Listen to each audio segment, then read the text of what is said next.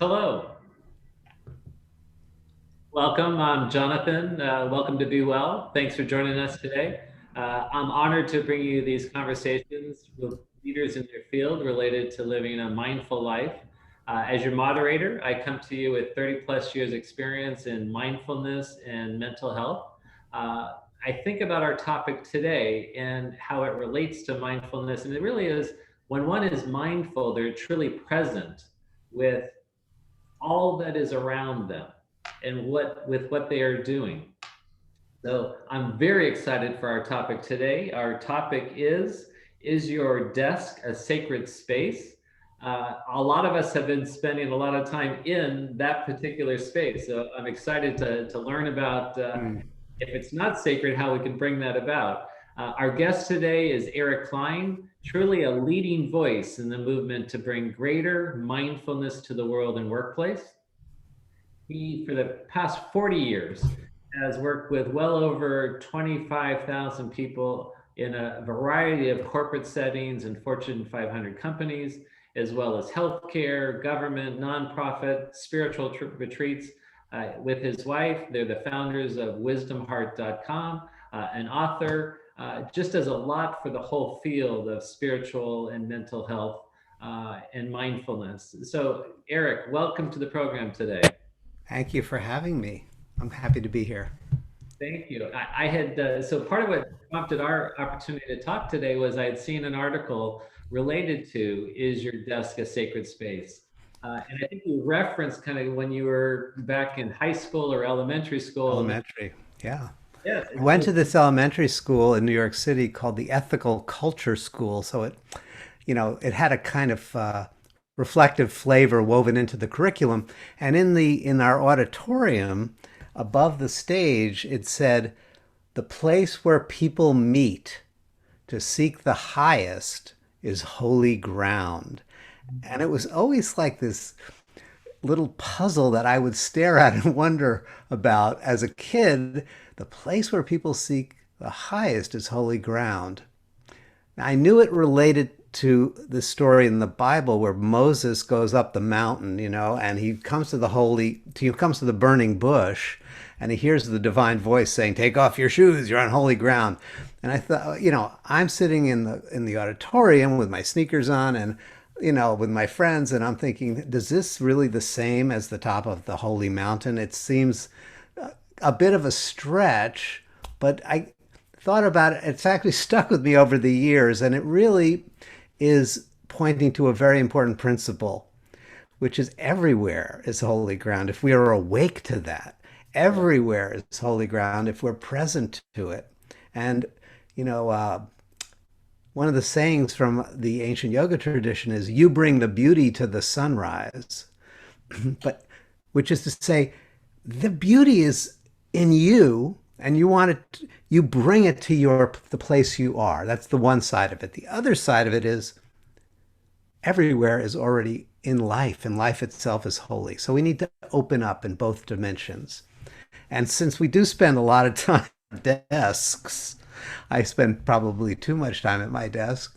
And now in this particular period of history where we're really like locked down and confined to these environments, it's easier than ever for the place that we are in to become a mindlessly piled up with all the incompleteness, all of the unfinished business of our work. And we I, want to make our place holy. We want to make it radiant. We want to make it supportive. I like how you started that, and even that I had not heard that quote related to the sunrise and what you bring to the sunrise that makes it sacred. And so, if I stay with that, my first question that I would pose is really so in our workspace, is it what we bring to it, or is it what surrounds us, or the Well, merge of the two? right.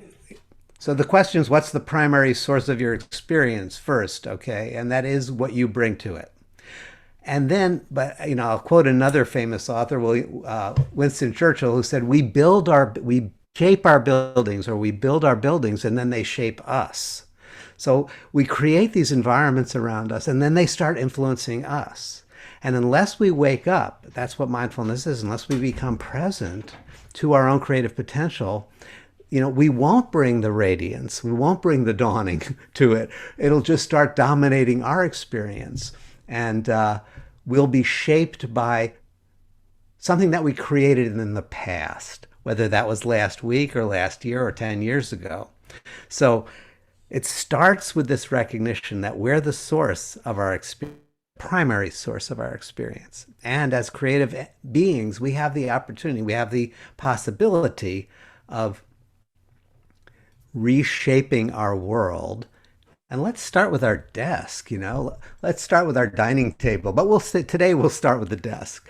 Let's start with the place we spend so much time at and go, how can I bring radiance, bring the sunrise, bring the meaning to this place physically so that it becomes supports and it starts to reinforce that which I'm here to do.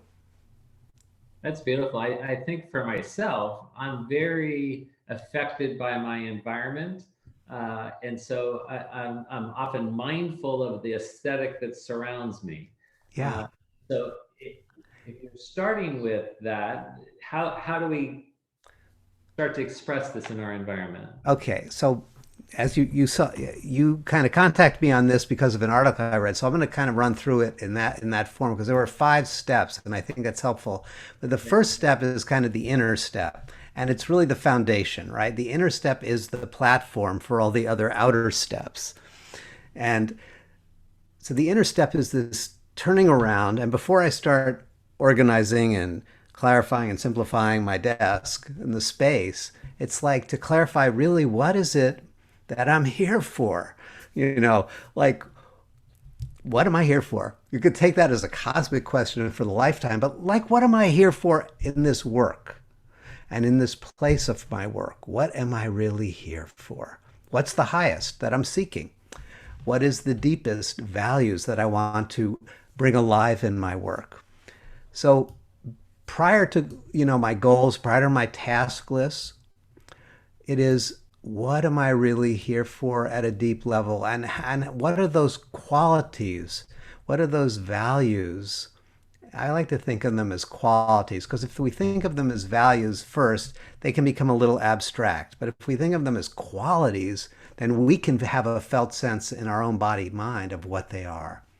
So qualities like maybe beauty, or maybe it's wellness, in the case of your work, right?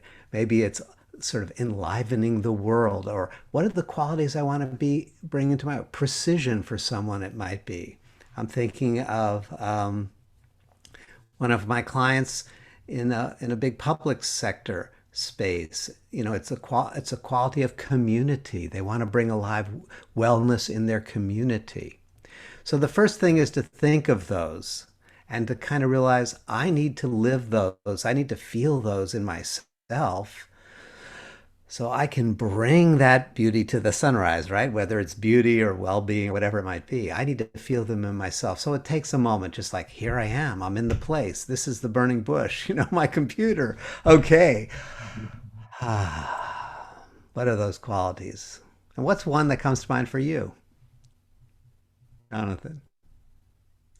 Yeah, I'm reflecting on that because often I'm on these Zooms and meetings, and I feel like for me, one of the qualities is bringing through light. Yeah. So light. So I want to bring light through and into the conversations and into the connections I have with people, right? Because you're doing, like many people, their work is one meeting after another. I want to bring light to that. Beautiful. So that starts with just for you, taking a breath and feeling the quality of light.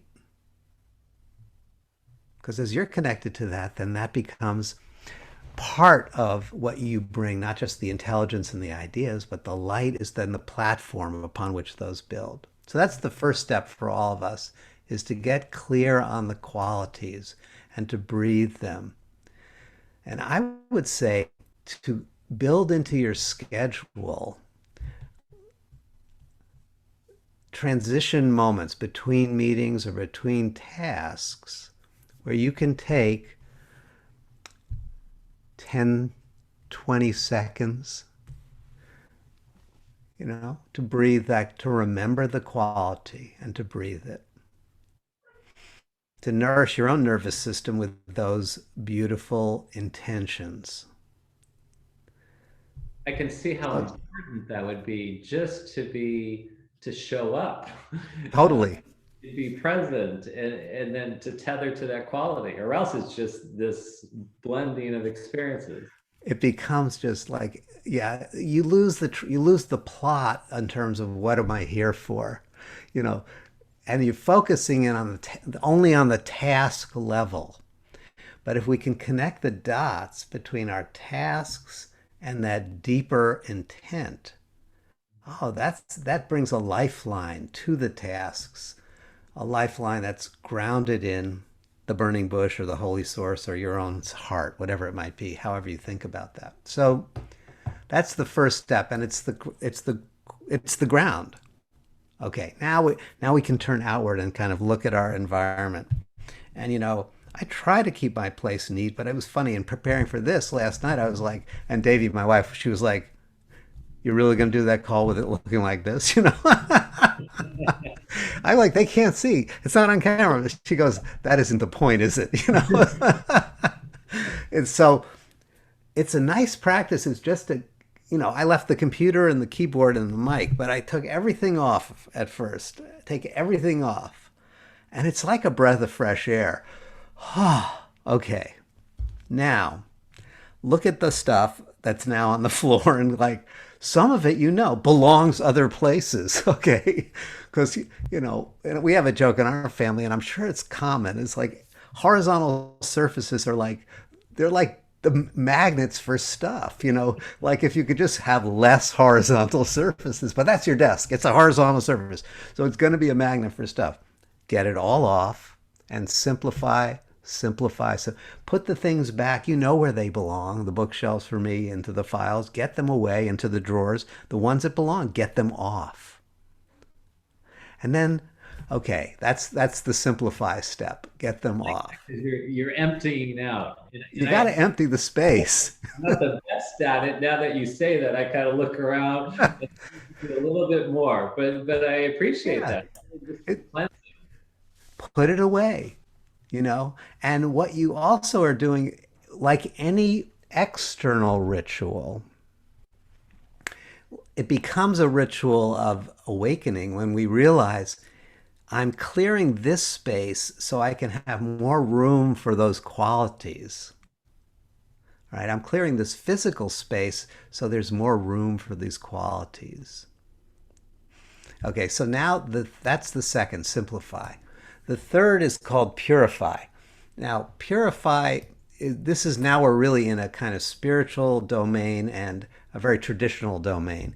That before one would perform a wedding or any kind of important ceremony, you purify. You don't just clean it, you purify it. And purification is really is a way of infusing the place, in this case the desk, infusing that area with those sacred qualities. And one of the traditional ways I have a cup of clear water here. One of the traditional ways of doing it is you just hold the water in your hands and you hold it by your heart. You breathe, like in this case, the quality of light into the water, and then you can just like, it doesn't have to be elaborate. You just go sprinkle, sprinkle. I'm sending the light. I'm sending the light. Ah, I'm sending the light into this space. Some people like to light a candle and just gently move the candle around the space and then put it down as a reminder. Yes, I'm lighting the light of these sacred qualities. Now, for some people, that would be a stretch. Maybe kind of like, I feel like I'm moving into the woo-woo world. And you're already in the woo-woo world anyway, because we're always infusing our environment with symbols. We are always doing it, whether we're doing it consciously or not. Like you have the YMCA hat, I can see, we always bring things into our environment, consciously or unconsciously, that represent our state of mind. Clutter is infusing our environment with our unconsciousness. That's what clutter. It's like, where did this all come from? Often, like my mom was what do they call them, a hoarder. And she would wonder sometimes who brought all this stuff in. Yeah, because she would do it in a trance, in an unconscious trance. Yeah, she would move through New York City and go for thrift stores, and she'd come home with all these things. And who brought them here? Yeah, your unconsciousness brought them here. Excellent. So we want to be intentional, right? Simplify, purify, and then we beautify by just bringing something, a flower, a picture. That's a very traditional. We have a picture of the loved one, family. We could have a picture of some people like to put a quotation that's a reminder of their intent. So those are the kind of the outer expressions of those inner intentions. We clear the space, we purify the space, and we beautify the space.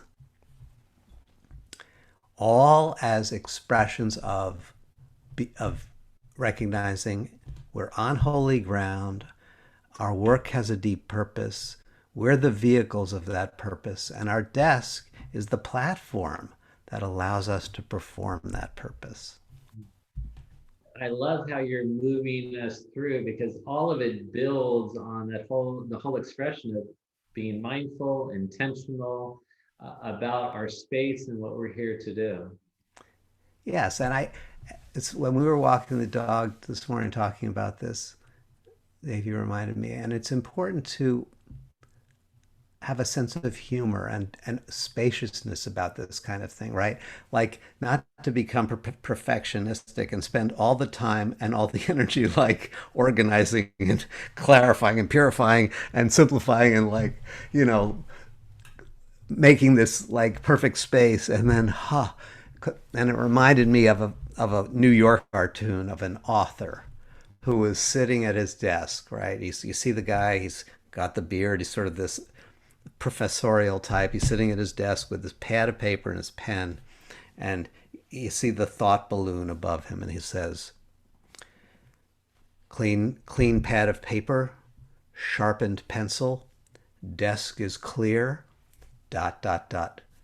Maybe I could lower the blinds just a little bit. It's like he's never going to write. He's just going to constantly spend his whole time adjusting the environment. And we don't want to get into that kind of obsessive, minimalism kind of mindset. It's about really opening it up so we can creatively express ourselves. Excellent. Or else Yeah, as we just busy ourselves with that. It might not be a busy environment. exactly. And that can become a way of avoiding avoiding what? Avoiding, there's gonna the challenge the challenge of living those values in our conversations and in our emails and in our work, right? We embodying and expressing them. That is going to be, it's a feature of creative work. It's a feature of service work. It's a feature of contributing to enrich the world, is that we will run into obstacles. It's not a bug, it's a feature. It's the nature of it.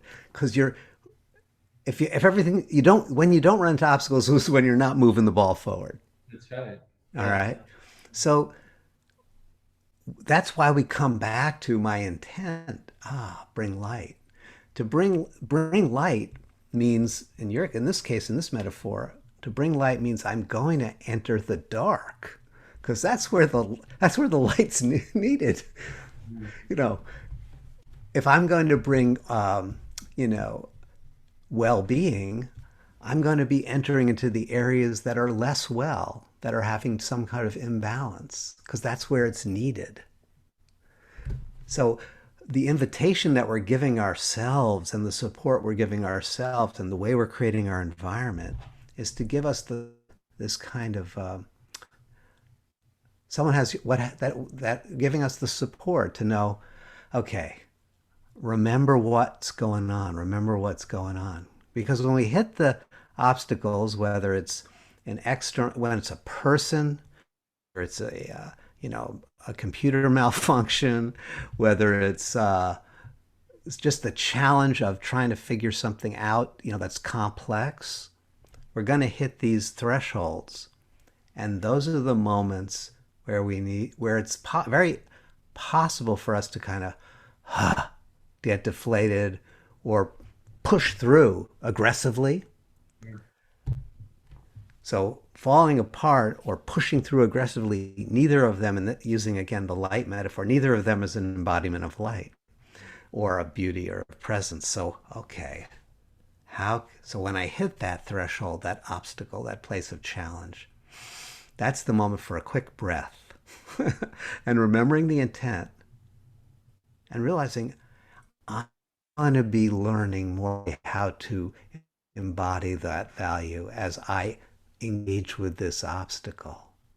The obstacle is my teacher, showing me how to bring more light to the dark, more wellness to the unwell, more honesty maybe into a meeting where there's a tendency to avoid the difficult conversations. That's really helpful for me on my path of bringing light. I hadn't really thought about it in terms of the obstacle and or going into the dark, because Yeah. bringing light to where there's already brilliance. They're like, I don't even notice you brought any light. It's so light in here. What's the offering? What's the contribution? Exactly. That was, Yes. that was very helpful for me. So thank you. Yeah. And then the fifth is this kind of reflective process that I call amplify. So we went from clarify, that was what is most important and what do I want to bring alive? Why am I here? You know, and that's a great question also at the beginning of the meeting. Why are we here? One level of why we're here is, to go through this agenda, to solve this particular, answer this question or solve this problem. That's one. But why are we here is really important for people, even at dinner tables, right? Why are we here at the meal together? You know, to love each other, and to celebrate each other. Why are we here in this meeting? To remember our purpose. Okay, what are we here for? Well-being for the community. Okay, good. Now we can move it to the agenda. It doesn't have to be belabored. Yeah. So that's clarify. Simplify. In the case of the desk, it's like get all the stuff off that isn't part and supportive of what you're really trying to accomplish. Put it back where it belongs. Purify, we covered, and then beautify, bringing something simple into your environment that reminds you of what matters at the end, a meeting, at the end of a task, certainly at the end of a day. It's time to reflect and take a moment to be still and to think about and to reflect on. So you first celebrate, how did I bring light into this day or into this meeting? Looking back, if I'm doing it at the end of the day, I look back through the day. Where did I bring light? Where did I bring light? And I pause on those and allow my nervous system to reappreciate those moments, because that intensifies and builds the capacity to embody that more fully for the next day. I also like to go through the day and notice, where did I back away from the obstacle, or where did I trip over the obstacle, and kind of just pause at that moment and know there's something in me, there's something in my system that lost the plot, and I can just take a moment and notice, breathe, and even imagine what it would feel like to bring light to that moment in my memory. So the two things, the one is of celebrating where it happened, and then calibrating or repairing where it might have been missed, and appreciating I can do that again, and tomorrow I have another opportunity, right, to bring the light again. So that's the 5 steps. Very helpful in applying to not just our desk, but it expands from there to how we operate, how we be, and how Absolutely. how we show up with to fulfill those qualities that we're wanting to bring through. That was excellent. I took a lot of notes, Eric. I appreciate that. Back through reading the article as well. And it really is a call for us to awaken in the spaces that we're in. And That's I, the holy, yeah, the holy ground, right? Wherever you are, seek the highest, and then it becomes it becomes holy. yeah, I love your how you use words and your phrase of "don't lose the plot," which is that's excellent to kind of tether back to. Am I staying with the story, the plot, and how do I fulfill that? Yeah, Uh, so thank you. Anything that if we were to start, you've given us the 5 points to activate. Where would we just, if for leaving our conversation today, how would one start? I would say it's the first step. I'm going to say we're going to share the link, right? And Yeah. people get the article there, and it's free. You don't have to, and then you get it. If you want to take it a little, I give you I have a free, it's also free, the price of your we'll send you a program called 7 Days of Clarity, which is like under 10 minutes a day teaching and experiencing how do I bring more meditative clarity and meditation into my daily life. And if you don't choose to do either of those, but as soon as you stop watching this, pause and just connect to you. What does it mean for you to seek the highest in the next activity of your life? Wow, powerful. Eric, always a pleasure to be with you. I always come away inspired and reflective, and I really appreciate you. So Thank you so much for having me. thank you for offering yourself to all of us. So thank you much. Until the My next pleasure. time together, be well. Everyone else, thank you for joining us, and we'll see you again soon. Have a great day.